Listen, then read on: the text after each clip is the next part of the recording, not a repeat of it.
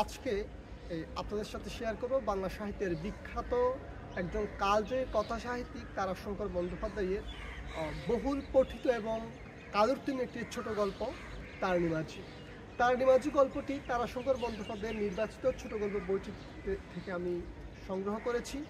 এই তারিণী মাঝি গল্পের মধ্যে লেখক একটি অস্তিত্ববাদী জীবন সংগ্রামকে ফুটিয়ে তুলেছেন আর চমৎকার কালজয়ী প্রতিভার স্পর্শ। আমরা দেখি এই গল্পটির মধ্যে তারিণী মাঝি যে ব্যক্তিগুলোকে চরিত্রায়ন করার চেষ্টা করেছে, তারিণী মাঝি গল্পের মধ্যে তারিণী এবং তার স্ত্রী সুখী, তার সহযোদ্ধা হচ্ছে কালাচাঁদ। সবচেয়ে কেন্দ্রীয় এবং বেশি সক্রিয় চরিত্র হচ্ছে এগুলো। এখানে আমরা যে বিষয়টি দেখি, সর্বপ্রথম একটি এই ময়ূরাক্ষী নদীকে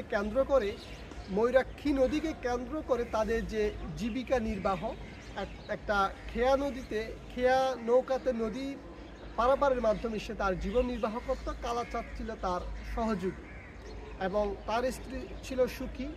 এবং ওই ময়ূরাক্ষী নদীকে কেন্দ্র করে চতুর্পাশের মানুষ সেই নদী থেকে যে পলি জমত, সেই পলিজমা জমিতে চাষাবাদ করে তারা তাদের জীবন নির্বাহ করত। এই হচ্ছে ওই ময়ূরাক্ষী নদীকে কেন্দ্র করে তীরবর্তী মানুষের জীবনযাপন।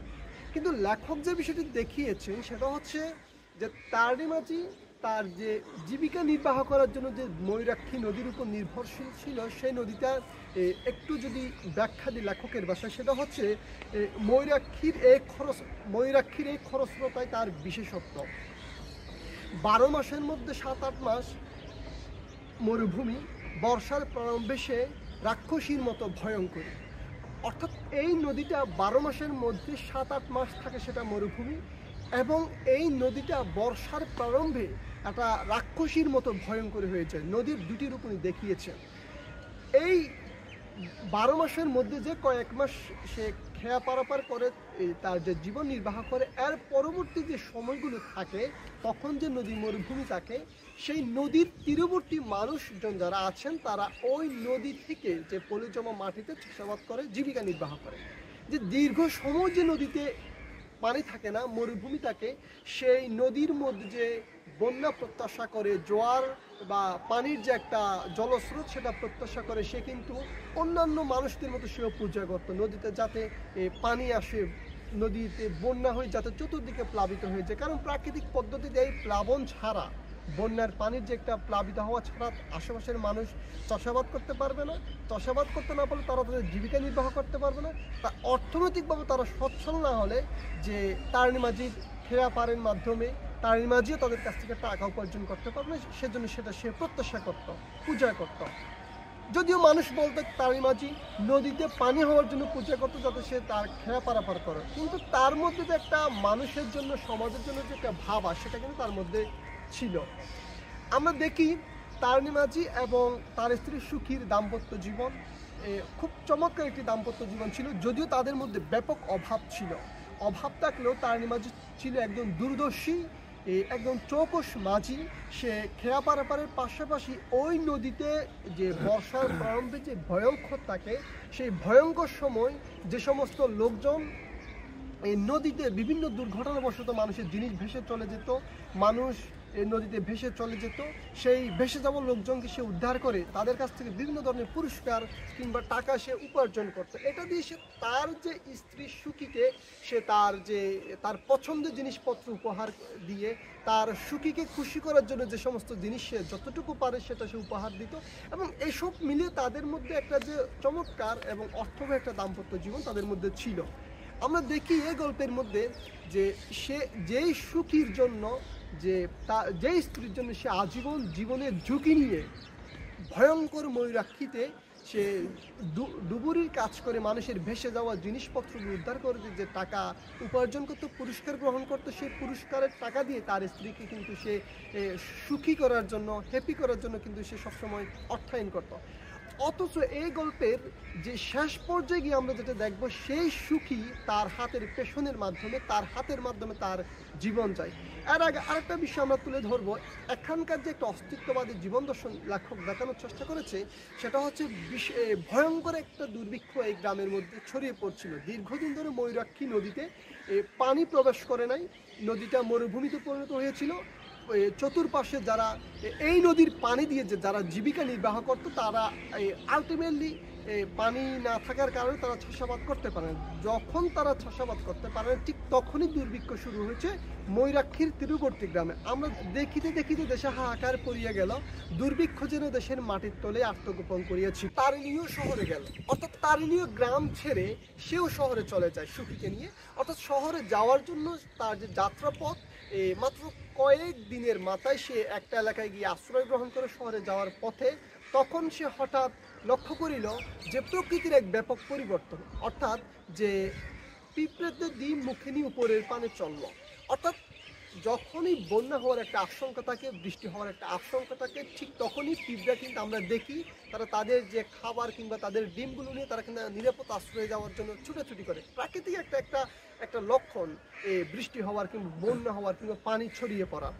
আমরা দেখি তারই মাঝে সেগুন চৌকস মাঝি, দূরদর্শী মাঝি, প্রথমেই বলেছি, সে সেটা লক্ষ্য করে তখন সে তার স্ত্রীকে বলল যে শহরে আমরা আর যাবো না, আমরা গ্রামে ফিরে যাব। কারণ বৃষ্টি হওয়ার যে সম্ভাবনা, এটার মধ্যে দিয়ে নদীতে পানি হবে, চাষাবাদ হবে, তারা জীবিকা নির্বাহ করতে পারবে, ফলে তাদের আর যাওয়া লাগবে না। তখন তারা ওই গ্রাম থেকে পথ থেকে ফিরে তার নিজ গ্রামের ময়ূরাক্ষী তীরবর্তী চলে আসে। এসে বৃষ্টির সম্ভাবনা দেখে সে তার স্ত্রীকে ঘরে রেখে সে চলে যায় কামারের বাড়িতে। সে তার খেয়ার জন্য যে সমস্ত জিনিসপত্র ঠিক করা দরকার, সে এগুলো ঠিক করার জন্য সে কাজ করে। যখন সে তার নৌকা মেরামত করার জন্য চলে যায় কামার বাড়িতে, সে নৌকা ঠিক করার জন্য তারিণী মাঝি কামারের বাড়ি যায়। কামারের বাড়ি থেকে ফিরার পথে সে ডুগডুগির আওয়াজ শুনে। অর্থাৎ ডুগডুগি অর্থ হচ্ছে একটা যে দুর্ভিক্ষ, দেশে একটা যে ভয়ঙ্কর কোনো কিছু ঘটতে যাচ্ছে, এরকম একটা প্রাকৃতিক সংকেত। ঠিক তখনই যে এলাকার মধ্যে কিন্তু ভয়ঙ্কর রূপে যে ময়ূরাক্ষী রাক্ষসীর মতো হয়ে সেখানে কিন্তু পানি প্লাবিত হয় এবং হাঁটু পরিমাণ, কোমর পরিমাণ পানি ছড়িয়ে পড়ে। এই পথের মধ্যে সে সেই পানির সম্মুখীন হয় এবং বিভিন্ন ধরনের যে তাদের এলাকার নিকটবর্তী যে এলাকার বিভিন্ন যে দৃশ্য ছিল, কাঠের যে খেয়া ছিল, কাঠের যে ব্রিজ ছিল, সেগুলো ভেঙে চলে যায় এবং পানি বেড়ে যায়। বিভিন্ন ধরনের পশু, বিশেষ করে একটা ছাগল তার পায়ে ধাক্কা খায়। অর্থাৎ একটা বন্যা কিন্তু প্লাবিত হয়ে যায়। ঠিক তখনই সে অনেক আপ্রাণ চেষ্টার মাধ্যমে সে তার বাড়িতে ফিরে আসে।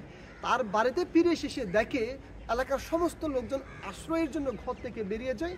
বের হয়ে তারা বিভিন্নভাবে তারা রাস্তায় চলে যায় কিংবা আশ্রয়ের জন্য চেষ্টা করে, কিন্তু তার স্ত্রী সুখী সে থাকে ঘরের মধ্যে।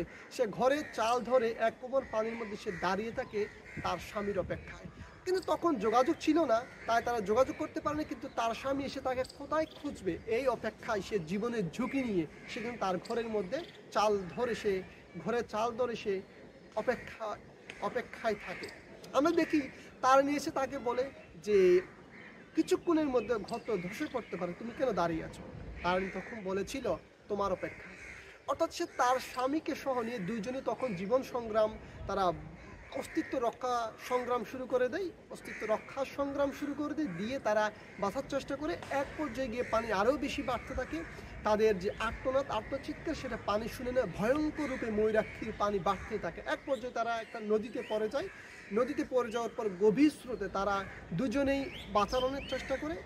এক পর্যায়ে গিয়ে তার যে স্ত্রী সুখী, সে অনেক শ্রান্ত হয়ে পড়ে। তখন সে তার স্ত্রীকে তার কোমর জড়িয়ে ধরে নিজেকে আত্মরক্ষার কথা বলে।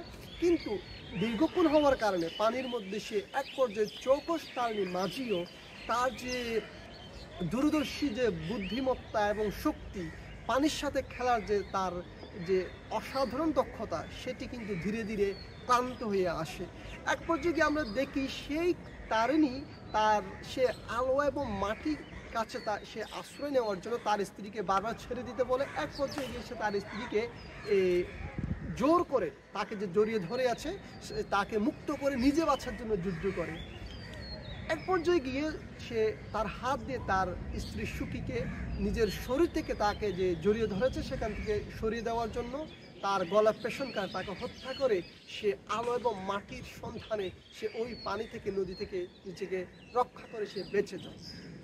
দর্শক দেখুন, এখানে যে বিষয়টি লেখক দেখিয়েছেন, যেই স্ত্রীর জন্য, যেই সুখীর জন্য যে তারিণী মাঝি জীবনের ঝুঁকি নিয়ে ময়ূরাক্ষী নদীর ভয়ঙ্কর স্রোতের মধ্যে সে লাফ দিয়ে মানুষের ভেসে যাওয়া, দুর্ঘটনাবশত ডুবে যাওয়া মানুষকে উদ্ধার করে ডুবুরির কাজ করে সে যেই স্ত্রীর ভরণ পোষণ করতো, যে স্ত্রীকে সে খুশি করতো, ঠিক বিপদের সময় সেই স্ত্রীকে সে রক্ষা করার জন্য প্রাণপণে চেষ্টা করেছিল।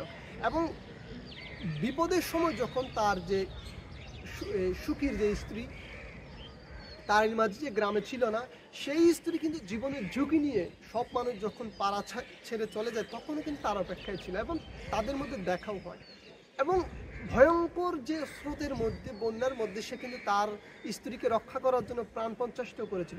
এক পর্যায়ে গিয়ে যখন যুদ্ধের অন্তিম পর্যায়ে চলে আসে, সে যখন বাঁচার সংগ্রামে যখন সে ক্লান্ত হয়ে পড়ে, ঠিক সে সময় কিন্তু তার যে স্ত্রীকে তারিণী মাঝি কিন্তু বিচ্ছিন্ন করে নিজেকে রক্ষা করার সংগ্রাম করে। যখন সে তার স্ত্রীও যখন বেঁচে থাকা সংগ্রাম করে তাকে আরও বেশি শক্ত করে ধরে থাকে, তখন সে তাকে হত্যা করে নিজে বাঁচার চেষ্টা করে। লেখক এখানে যেটা অস্তিত্ববাদী জীবন দর্শন, মানুষকে বাঁচানোর জন্য সর্বোচ্চটা দিয়ে চেষ্টা করে, আবার মানুষ নিজেকে বাঁচানোর জন্য সর্বোচ্চটা দিয়ে সে চেষ্টা করে। অর্থাৎ মানুষকে বাঁচানোর জন্য মানুষ যেমন জীবনের ঝুঁকি নেয়, আবার ওই মানুষই নিজে বাঁচার জন্য মানুষকে হত্যা করা লাগলো করে নিজেকে বাঁচিয়ে রাখে। এই অস্তিত্ববাদী জীবন দর্শন এবং গ্রাম বাংলার বৈচিত্র্যময় যে একটি প্রাকৃতিক সৌন্দর্য, বাস্তব নির্ভর যে জীবন নির্বাহের যে একটা গ্রামীণ পদ্ধতি, এই বিষয়গুলো লেখক তার যে কালজয়ী প্রতিভার স্পর্শে শিল্প সার্থকভাবে তারিণী মাঝি ছোট গল্পটির মধ্যে চমৎকারভাবে তিনি ফুটিয়ে তুলেছেন। ধন্যবাদ সবাই।